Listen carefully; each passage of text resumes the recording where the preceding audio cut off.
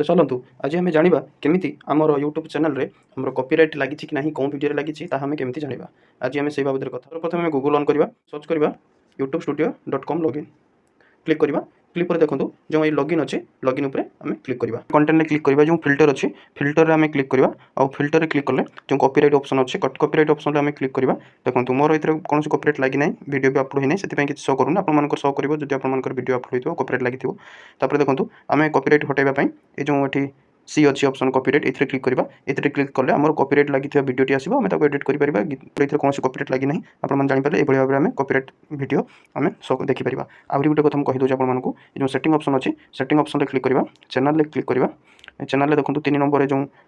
future eligibility ये click करवा देखिपे जो प्रथम ऑप्शन रे स्टैंडर्ड फ्यूचर रे 1 नंबर रे जदि यहाँ आम इनेबल्ड अच्छे एवं एटार कॉपीराइट लगी ना एटा जब कॉपीराइट लगी था चैनल आईडी ताले एटा red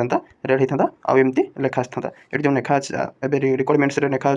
channels is free of active community guideline strikes ये चैनल कौन सी गाइडलाइन लगी ना यह आसी लिखुची रेड क्लेम किसी लगी ना से ग्रीन अच्छी ना रेड होता तो आपने जानीपारे कॉपीराइट केमी चेक करवा परवर्ती नेक्स्ट वीडियो में डिटेल्स कथा तो